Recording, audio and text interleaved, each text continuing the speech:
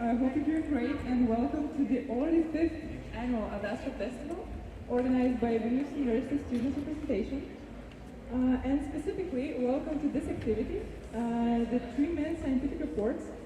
And this is an initiative meant to promote student scientific research and get acquainted with how science looks in different fields of Vilnius University. So this activity will go as follows. We will have 6 presenters from various faculties of Vilnius University, and each one of them will have 3 minutes to present their scientific work. And afterwards, we will have some time for questions from the audience, so feel free to ask whatever is interesting to you, either about research or just about the people themselves. Is everything clear? Okay, fantastic.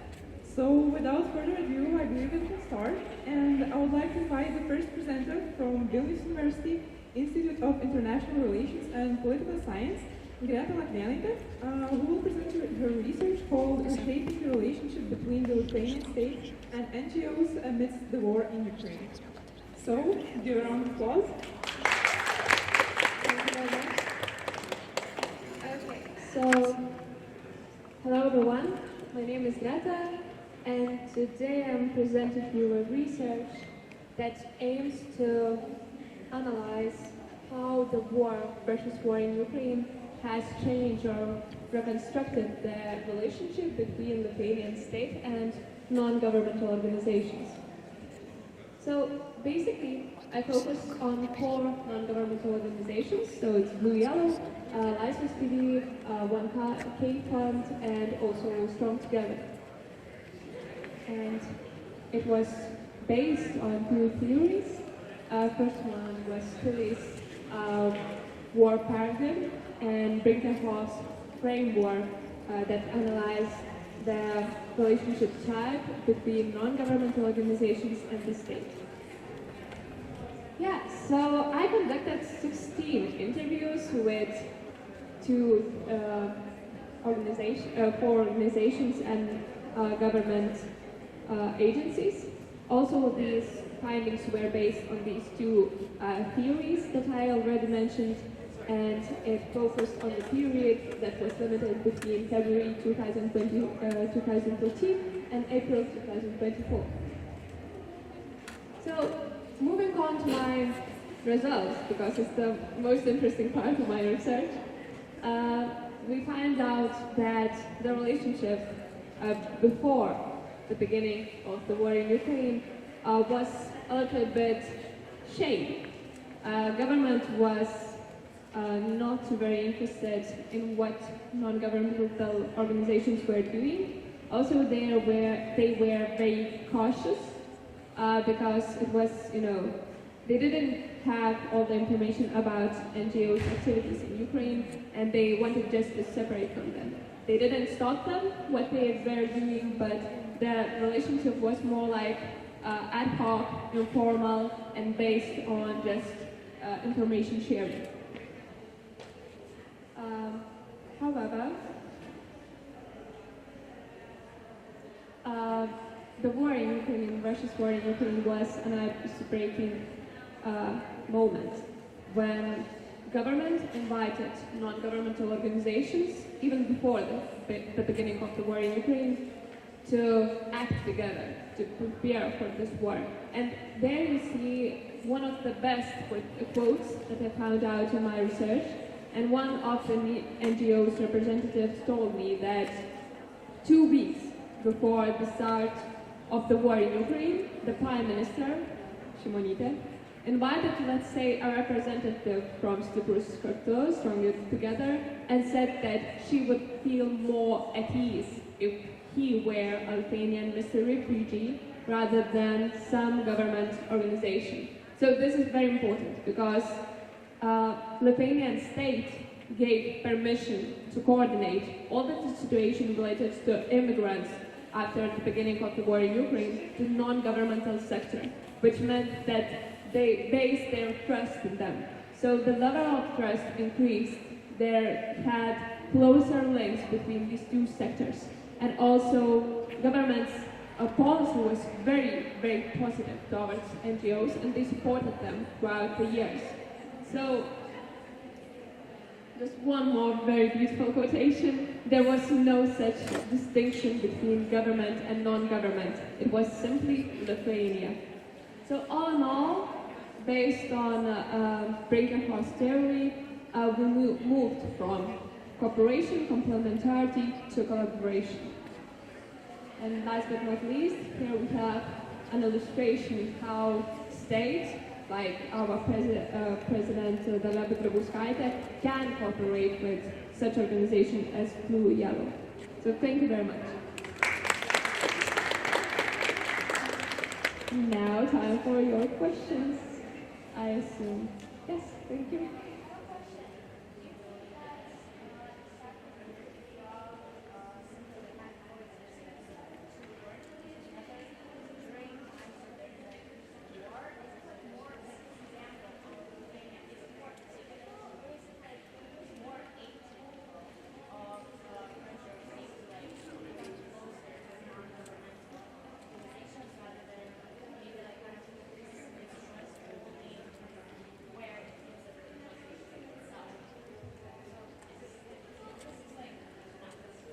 I'm glad that you asked me this question because it's quite important. So basically, I would like to begin answering this question by stating that I use Charles Tilly paradigm theory that is quite important in this point of view that you just presented. So he believes that always, when we have a war somewhere, when we are preparing for it or just mobilizing society, the state acts in a way that it gets closer to civil society, that it's organized peace organization and acts that, enable society to act and participate just in order to prepare for what is coming. So maybe it's, basically usual practice that this happens. However, in the case of non-governmental organizations, as we have here, it was quite new because during these years, after the Second World War, we didn't have any, a war that had such a huge impact on government, how it acts, and non-governmental sector. So basically, it was quite new and, not analyzed before. So therefore, it was very important to analyze it. But yeah, it's in a way, to this point where we didn't have such a huge war before in Europe, it was atypical. But in a way that Tilly talks, that war is the main reason that government changes perspective towards society, it's typical. Hope I answered your question. Any more questions? Yeah, thank you.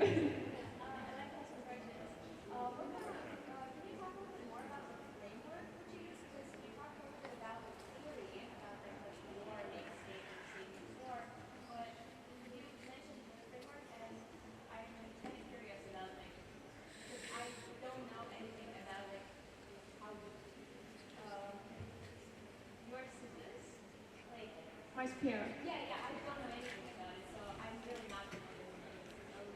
Okay, so thank you for speaking in Lithuanian because I thought that I would need to explain everything in English, but basically you see what is written here. So there is like 8 types of relationship that Brinkerhoff outlines here. So basically we have like no relationship between government and NGOs, whereas repression between each of them because government stops the actions of NGOs. Like in Japan, I assume, a few years ago there was a law imposed that, just restricted these actions, that declaration of non-NGOs itself. So it was quite repressive, yeah. But basically, when we move towards more collaboration between these two sectors, we moved from, more positive viewpoint from government to NGOs, from informal relationships to more formal, from interdisciplinary relationship where there's none to a very close one, and institutional pluralization also where we just acknowledge that there's no, like no NGOs in the world, and we just act on ourselves. There's no civil society, and we believe that government can do everything. To the thing where government and NGOs acknowledge each other and understands the positive sides of each other, that we can act together.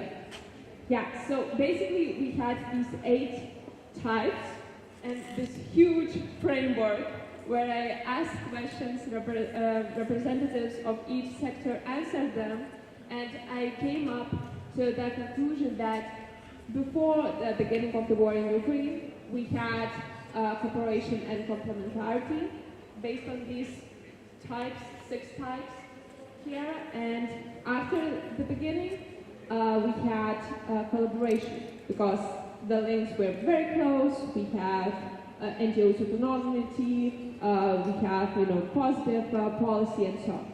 So it was based on this one. Okay, so that's unfortunately all the time we had. So thank you very much, Greta. Let's give a round of applause. Okay. And now we will move on to Vilnius University Life Sciences Center, where Dr. Vilmantas Putkis will tell us more about his research called Plant Research at Life Sciences Center, or What Do Algae Have to Say? Give him a warm round of applause.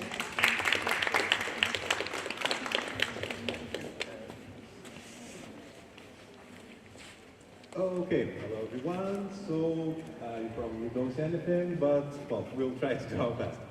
Okay, so I'm Vilmantas from Life Sciences Center, and as you probably know, there's lots of exciting science at Life Sciences Center. Some people almost get Nobel Prizes. There's iGEM, where students participate in international competitions of synthetic biology and win prizes each and every year. But today I would like to focus on one of the departments of our center, which is the Department of Neurobiology and Biophysics, which is where I come from. So there's lots of groups that do all sorts of things. So, well, there's people who study behavior of rats and mice. There's people who are interested in human brains, and there's people who are interested in seals. And also there's people, that includes me, who are interested in plants, and to be more exact, in algae. So in our laboratory, the main question is what happens when plants experience some sort of stress. And that actually includes quite a lot of things, because varying lighting conditions, then changes in temperature, in chemical environment, and mechanical stress, all those things are factors that might stress a plant, and then the question is, what really happens? And that's really important because, well, if you're an animal, you can fight or flight. If you are a plant, well, you don't have legs, you don't have arms, that's a problem. So what happens? And one of the ways that we can tackle this issue is to use, for example, electrophysiology. So if you remember from school, each alive cell is a bit negatively charged inside, and we can actually measure it. So we can take a micro electrode, this is funny, we can insert it inside of a cell, and we can measure how negative is the cell inside compared with the outside. So why is it important and what happens? So if we apply just a little bit of electrical impulse to the plant, well, we just electroshock it just a little bit. We see what happens, and we see that, whoa, something interesting. When a certain threshold is reached, then a plant generates something interesting, this wave, which is called action potential, and that actually is a little bit similar to something that happens in our brains when we think. So it doesn't mean that plants have brains, of course not, but still the principles are quite similar, and in essence, when a plant is stressed, it needs a way to pass information from the stressed place somewhere else, so the whole plant knows that something happened, I need to react, I need to do something. And another thing that we research is what actually happens then. So photosynthesis is quite important to plants, I imagine. And again, you probably remember from school that plants absorb sunlight and then they synthesize sugars. But actually, photosynthesis is not 100% efficient, because just a tiny amount of light that gets absorbed is emitted back. So you shine some light on the plant, and just a tiny bit of light gets emitted back. You shine a light on the plant shines back at you. Just a tiny little amount of light. It's very tiny, you cannot see it with naked eyes, but you can use some specific equipment and register it. So you shine some light, and we get this spectrum, which tells us that plant emits light at certain wavelengths, so a certain color with certain intensity. We can try to shine some more light. And what do we see? We see that intensity increases, so we can then say that, well, plant emitted less light, so maybe it used it more. The photosynthesis was more efficient with more light. That makes sense? Yeah, that's good. So, in essence, plants are cool, algae are cool. Plants experience stress, well, as we all do, and research it. What happens when plants experience stress?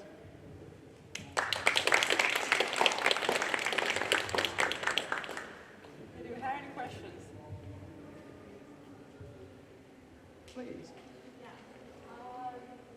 You were talking about how there's experience stress, and it seems that since you're also in a faculty of neurobiology, yes, you are normally finding out what happens, right? Do you think there's like more uses to maybe Bitcoin and connected with how our brains work, or maybe this sort of like measuring of like what happens to plants when they're stressed could be made used for a problem like climate change, because there's a lot of changes that can stress, but then put a lot of stress on plants. Do you think that your findings would like what kind of area do you think it would be like helpful use?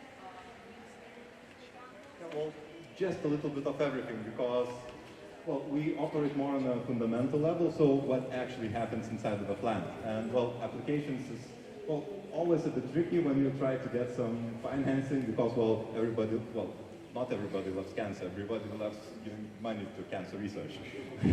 Yeah, sorry.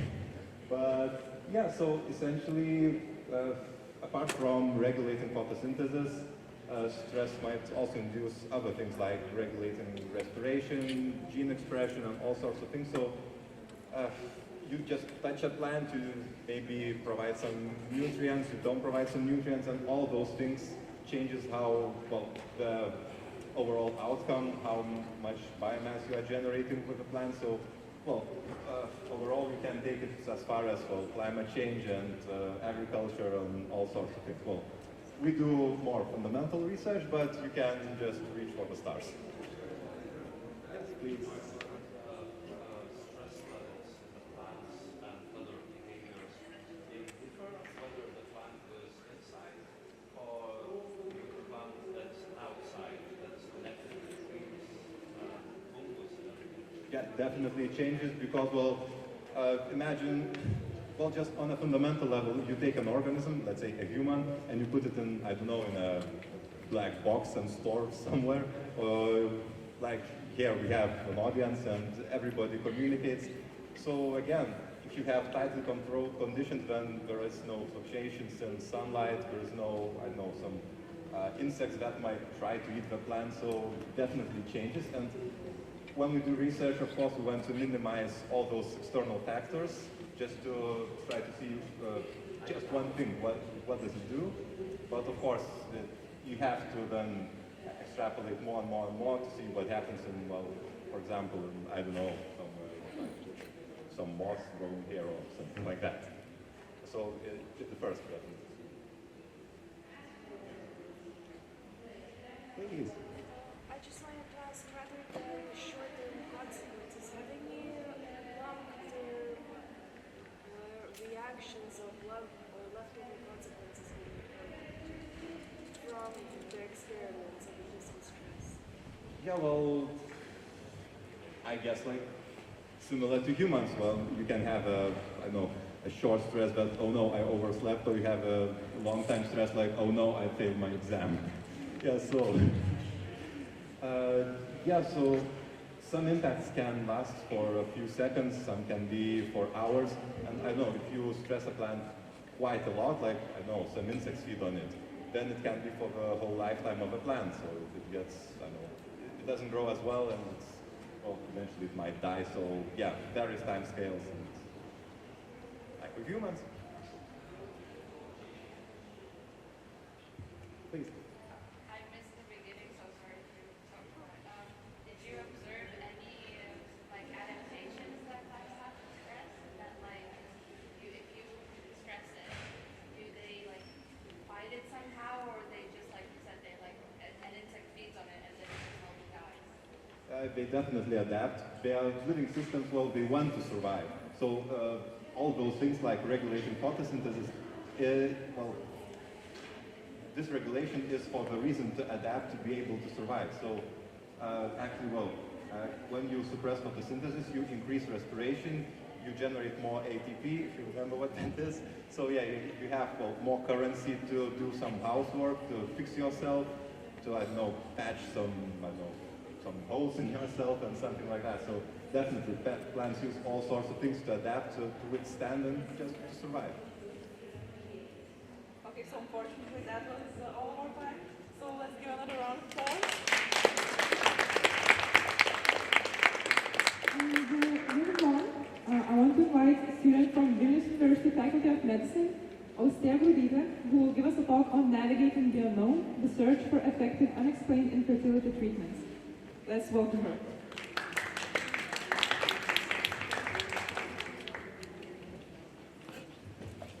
So, hello everybody.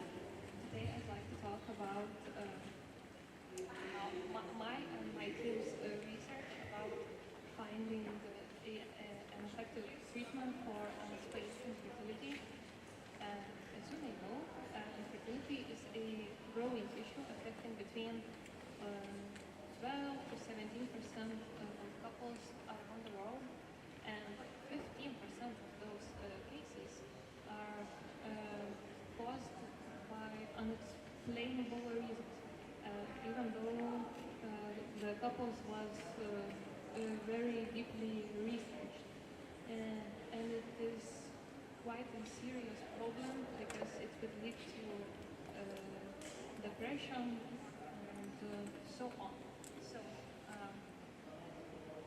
my team and I thought of a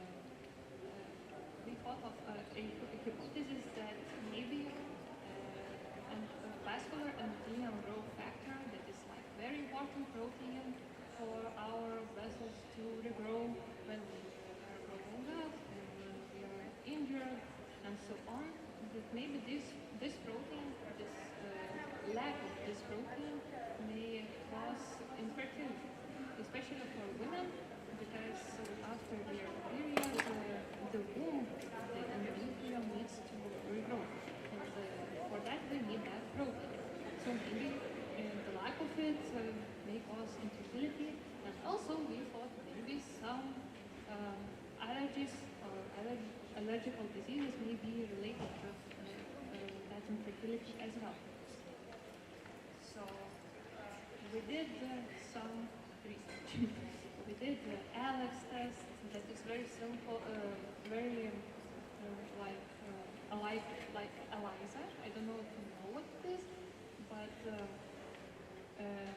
simply told, Alex is like, with this test we can test if a person is allergic to almost 300 allergens. It's quite a lot because when we usually do it, we just stab a hand and we see for like 6 allergens, so it's quite a lot.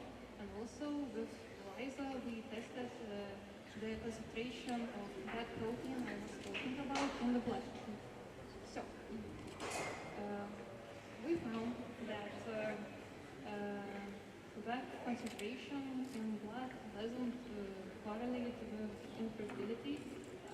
At least we didn't find it yet, because we only tested 40 women, and we would like to continue this research. But what we find is that women who had allergy to cats, especially one component, I don't talk about it, but this is so very specific, that those women had higher concentration of that protein. So it's very interesting because we can't really explain why is that. And I have a fun fact for you because when women are allergic to dogs, they can be allergic to a human male's sperm as well, because one of the dog allergen component is very similar, has very similar structure to that sperm allergen. So maybe if a woman is allergic to dogs, and she may react to her husband's sperm, and this causes inflammation in her womb. So this may be a reason why they can't get pregnant. So this is very interesting, and we are hoping to find something more because we are continuing this research. And when we find something, I really hope that we could use this information for treatment of infertility. Thank you for listening. Okay, what questions do we have? Okay. Okay, so this correlation isn't a direct one that if a woman is allergic to dogs, then she will probably not be pregnant in the future.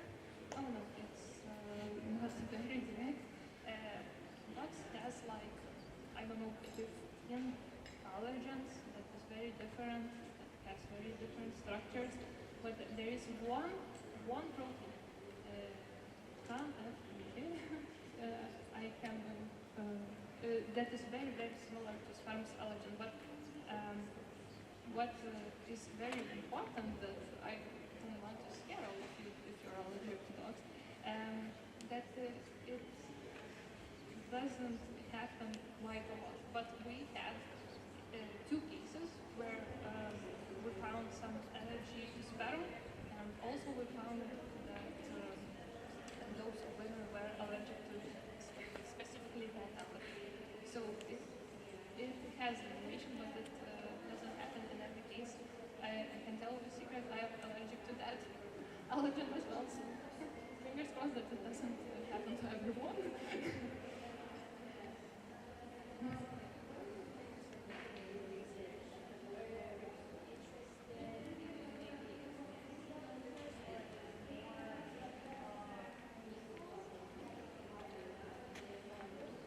Thank you for this question.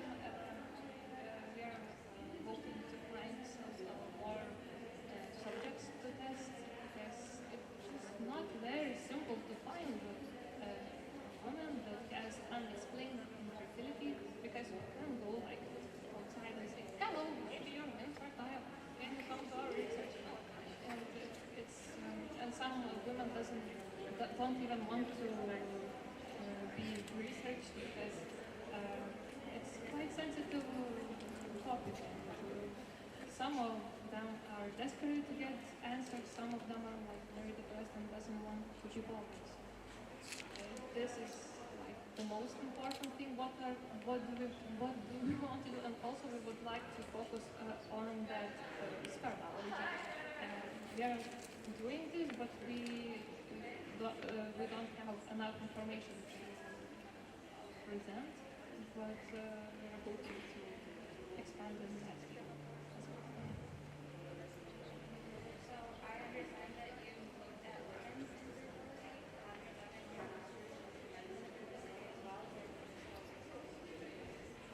Thank you for this question. I kind of hoped that I would get this question, but not hope, expected.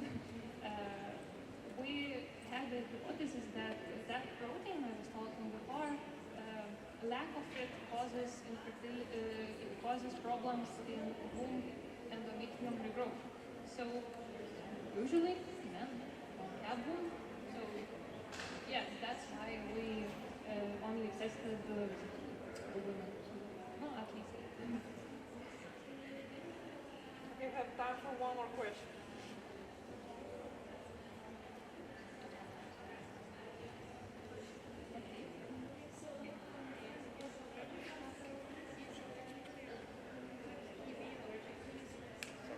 Yes. And that was like mind-blowing for us because uh, we found more men that were allergic to their own sperm.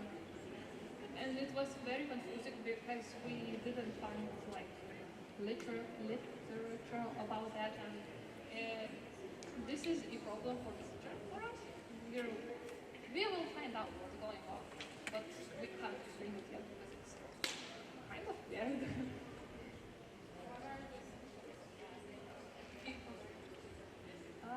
What we did skin scratch test. We put like a drop on the hand and we scratch it with a little needle, and if they react, it grows like a big pimple, like from mosquito bites, and it usually means that a person is allergic to that specific allergen. So, maybe men were allergic to dogs and they have like cross reactions or something, but we don't know yet. It's very interesting to us. Okay, so thank you very much, Sarah. Okay, so we'll now jump into the Faculty of Philosophy, where Lena Stavaras, who is researching the globalization of Astra medicine, Ukrainian psychedelic therapy, in response to mental health crisis, will present his work.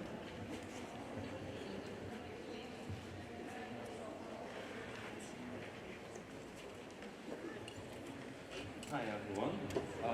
So my topic sounds like that: the globalization of medicine, Ukrainian psychedelic therapy, response to mental health crisis. Now that might sound as a hell of a complicated statement or a title for a research paper. So I want to start with a very different angle from which I believe you will understand what I want to share with you. So this is, if you can see, a magic psilocybin mushrooms. That's ayahuasca, Amanita muscaria, peyote, and some petrocactuses. Now, what do these plants have in common? First of all, they can produce a very peculiar effect on human brain, sometimes called the trip. And although they are criminalized due to possible toxicity all around the world, they are still common in almost all the cultures and all the continents around the world. And the word psychedelic is derived from a Greek language, which means soul manifest, which sounds pretty dope. And I believe that's one of the reasons why for the last century, especially, lots of thinkers, philosophers had various discussions on this topic. So everybody from Aldous Huxley to Alan Watts or even Benos Lastauskas shared their opinions on psychedelics in relationship to humankind. Now, in my research, firstly, I want to ask what do psychedelics and psychedelic experience looks like in our region? And what relationship did people have with these substances historically in Northern and Eastern Europe? But also, I'm very curious about the present times. And I dedicate the second part of my research, to a rather anthropological part, to nowadays. And facts shows that psychedelics can possibly harm people, especially if put in the wrong hands. But if held cautiously and responsibly and in relationship, in integration with modern medicine, they can drastically increase the results of mental illness healing. And here we still have lack of evidence of such research. So I believe that we need some kind of an icebreaker who would hold a proper discussion and who actually would reveal the secrets and the possible potential of psychedelics in medicine. And I believe I just found such icebreaker in nearby Ukraine, a country which is right now trying to survive the invasion and faces a catastrophic number of mental illnesses. So the Ukrainian experts just recently, several years ago, created UPRA, Ukrainian Psychedelic Research Association. Now, just in a very short period of existence, they made huge progress in the research on psychedelics, especially in the help for war veterans.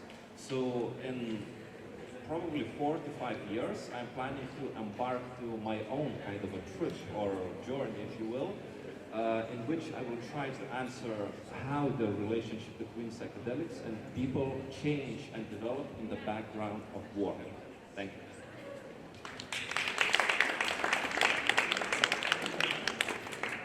So what questions do you have?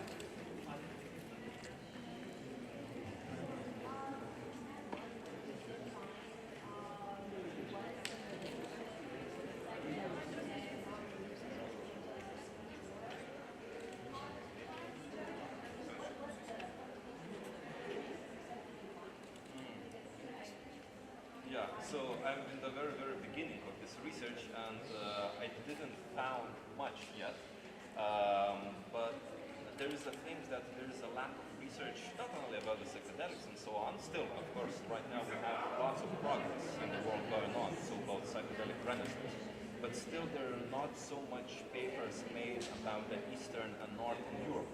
And we have a quite interesting history with psychedelics. I mentioned the Amanita muscaria is probably the most, but in Lithuania, for example, we have a whole family of durnažulis, which were used in witchcraft and shamanic practices and so on. So this is probably the first thing that I will try to delve into, but what comes to a war, that's a quite difficult question. If we take right now the Middle East, the Lebanon and the Israel, both they do have a lots of research being done at this moment with the psychedelics in integration in healing, in basically the post-traumatic stress disorder and depression. So these two things are researched probably the most well by now. Yeah, when it comes to psychedelics and war. Any more questions?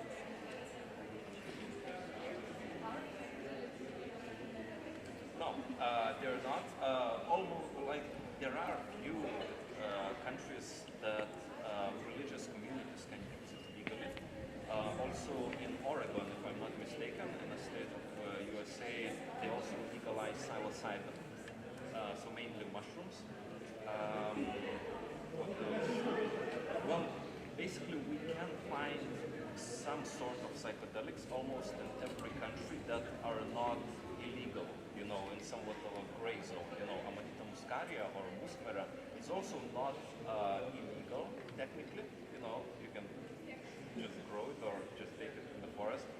But right now, the psychedelic renaissance that I mentioned, it's really doing that icebreaker with the law in various Western countries especially. And in Ukraine, this UPRA that I mentioned, this association, they did huge steps in dialogue with the government, with ministries, health ministry and so on. So they probably will make it decriminalized or even legalized, certain psychedelics, and even maybe such drugs as MDMA, for example. So they are in a very dialogue just very this moment, and I believe in a few years there might be a change.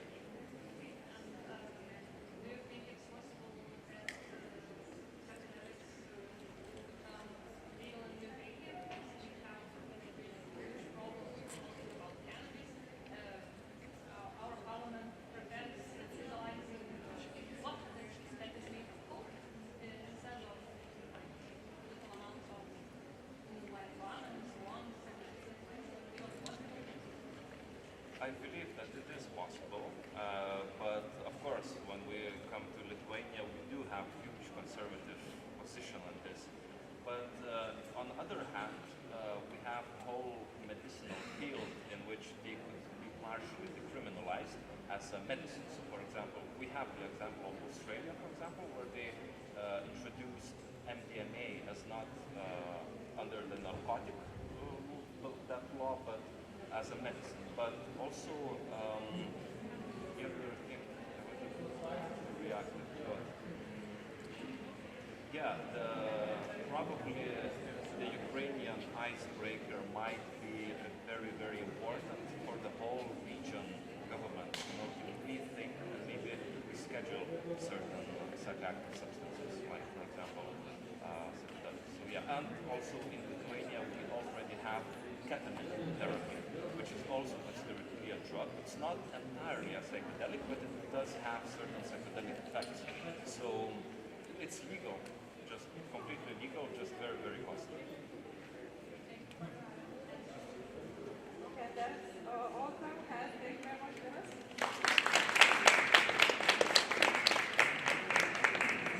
Okay. And once again, we'll dive into the Faculty of Medicine. And it is time to welcome Brigita Serebrakova, who will present the topic of exploring the evolution of orthomyxoviruses.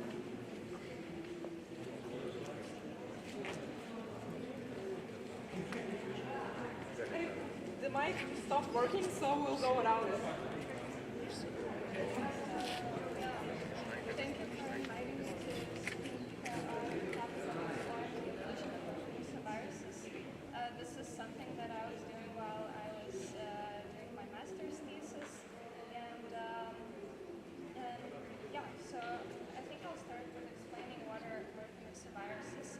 There are lots of different families of viruses. Orthomyxoviruses are one of them, and you may know them by influenza A virus, which has caused several pandemics in the past. Spanish flu in 1918, swine flu in 2009, and it still likes to visit us during cold seasons.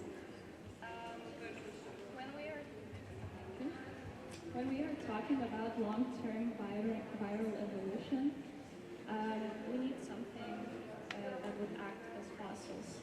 In case of viruses, these are not your traditional fossils, if you will, because you will not get like a stone which has something engraved on this. In case of viruses, this works completely different. So sometimes during a viral infection, viruses can leave traces in our bodies or in bodies of other animals. These can act as fossils. What these traces look like is basically during infection, virus can insert their genome into the host genome. No need to get scared of this. This happens very rarely. This is rather an exception, but it does happen. And if it does, if it's successful, it does not do any harm to the host. In some cases, it can even be beneficial. And if we take a group of various organisms and we create a phylogenetic tree from that, you can think of them as family trees. So you can see how all these organisms are related to each other. We can find where this integration, this spiral integration has occurred. And with this information, we can estimate an age of viral families. So for example, there are many studies with viruses that have shown that some viral families are millions or even hundreds of millions years old, as opposed to some other studies on the same viral families that show that those viruses are only hundreds or thousands of years old. Another information that we can find from such trees is what is the host range of a virus. So, for example, with orthomyxoviruses, we know that influenza A infects people, birds, swine, I think even bats. Other orthomyxoviral species infect other animals and do not infect humans, for example. And in our case, we investigated those viral integrations in arthropods specifically, so these would be various insects, arachnids, so spiders or spider-like creatures, and crustaceans. And we found a really huge amount of such viral fossils in butterflies and moths, and also in beetles. So this leaves us with an open question. Why is there such high abundance of orthomyxoviral sequences in these organisms? And whether they have a significant role to those. And in fact, there are other studies they were conducted on mosquitoes, which showed that they utilize such viral integrations to gain immunity against those viruses. So we can create a hypothesis that perhaps there could be something similar happening with butterflies and moths. There could be other things which we can't even think about right now. There's an open question, as I mentioned, and this project that I did, this research, has still a lot of potential to expand and be investigated even further. If you have questions, you can ask right now, or you can get in touch with me through email or Facebook, or you can contact my supervisor, with whom it was a huge pleasure to work with. Here are his contacts. So thanks for listening. Okay, what questions do we have here?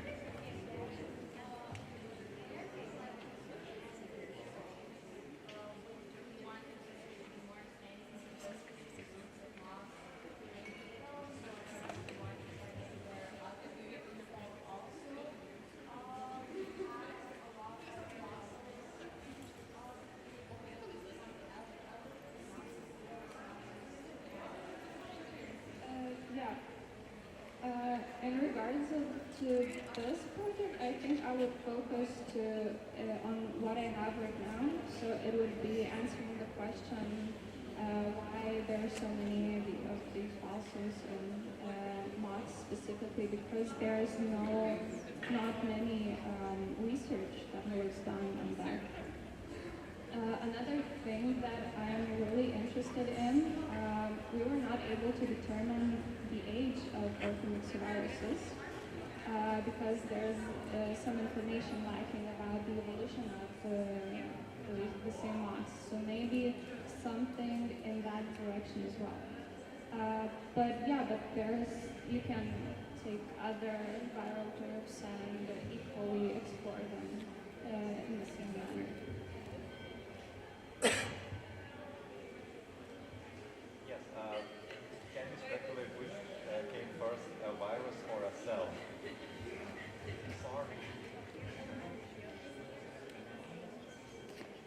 Yeah, I would say virus, but I don't know. It just seems logical to me, but I will not expand further. Thanks for this question. Okay, we can take one more question.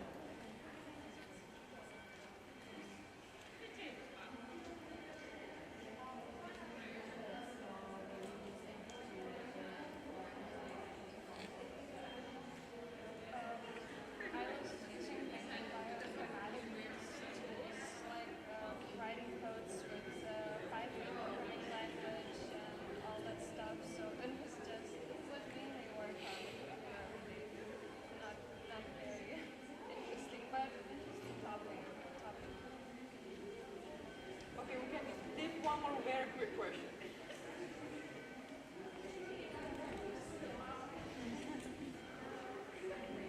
In the music group? I don't know. I think moths are pretty. Beetles are cool. Yeah, can choose. Okay, thank you very much, Brigitte.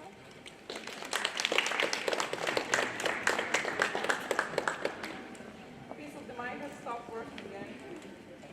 But it's time to welcome the last but certainly not least, a presenter from Life Science Center, Guido Trudika, who will present this topic of looking for new gene editing tools among jumping trees. Let's welcome.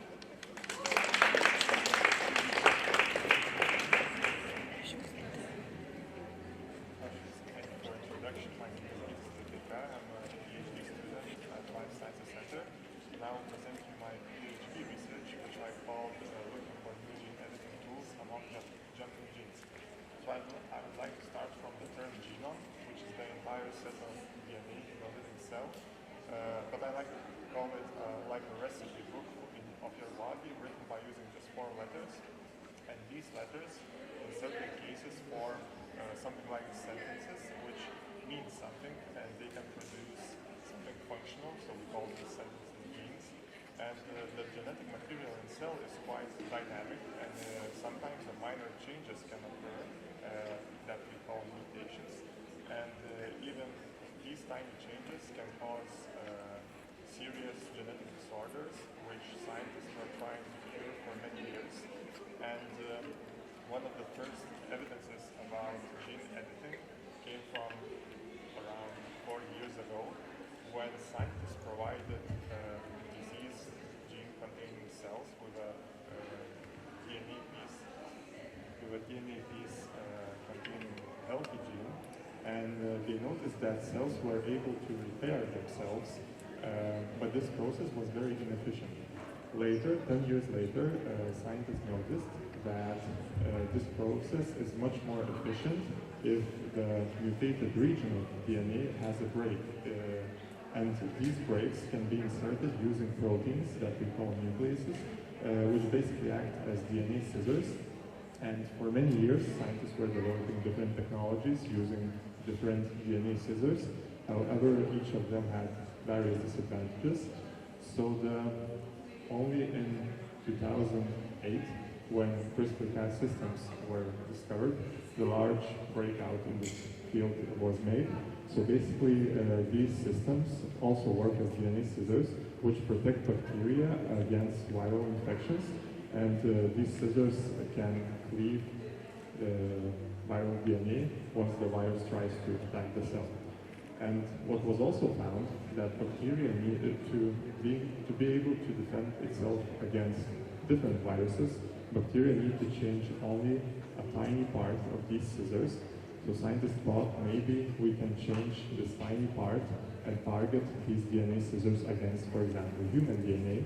And it was actually done, and it was successful. These CRISPR-Cas systems were successfully applied for precise DNA cleavage in human cells, and it was, and 4 years ago, it was rewarded with Nobel Prize. However, these systems still have some disadvantages, such as these scissors are quite large. Also, sometimes they have poor activity, and sometimes they have off-target activity or they are cleaving in the targets where we don't want them to cleave. So this is why our group started working with TMPB proteins, which you see here. I don't know if you can see it. So these tiny proteins are predicted to be an evolutionary ancestors of CRISPR-Cas proteins, and we expected that we could use these tiny proteins as gene editing tools as well, and we did. Our experiments were successful, and so now that we know that TMPD is very small, extremely diverse, and extremely widespread, the goal of my PhD research is to find new, effective, specific set of TMPD genetic scissors, which could be applied for genome editing, and this is why I hope that TMPD is the future of genome editing field. So thank you very much, and I will be waiting for your questions.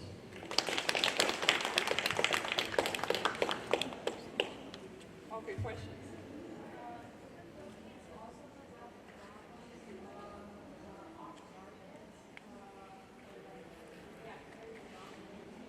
TMPD proteins? It is not yet determined, but I believe yes. Because in the nature, it's a very broad topic, but in the nature for these proteins, it is more useful to leave the off targets. But for us, we want high specificity, high on-target activity. So this is not a desired property of these enzymes. Any more questions? Okay, so this research looks very practical. So how do you find all this information? How do you work with these genes and so on? Can you explain a little bit because I'm from another different sphere, so it's quite interesting. Yes, so it's hard to tell.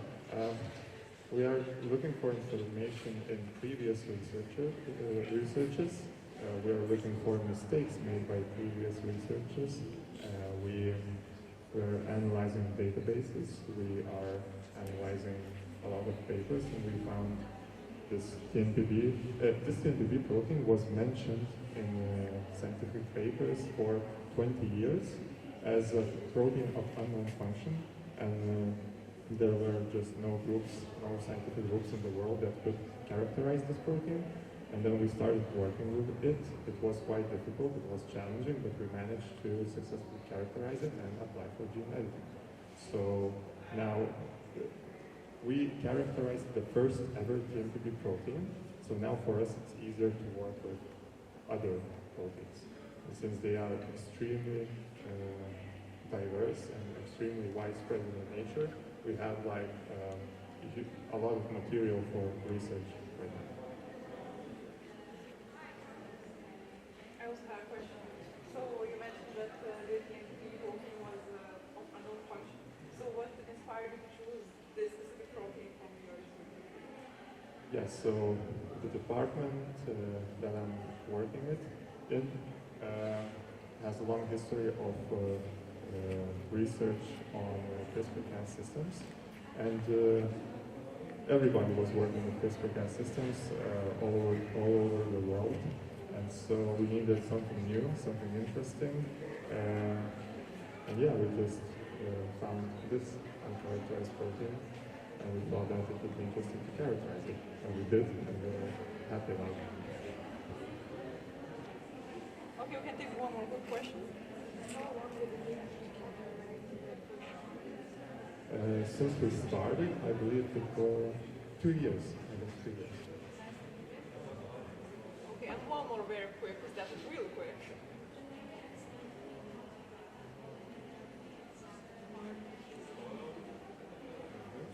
Yeah, so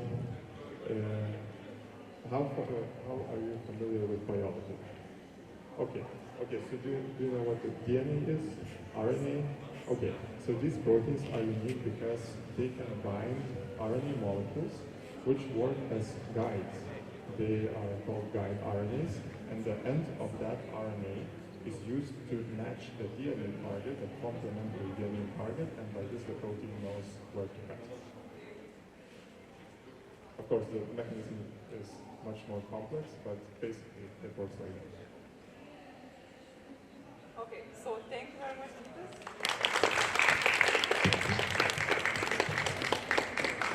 Okay, and this was the end of our 3-minute research paper presentations. And I really hope you learned something new today. And I hope you will enjoy the remaining activities of the Astra Festival and have a nice day. Thank you.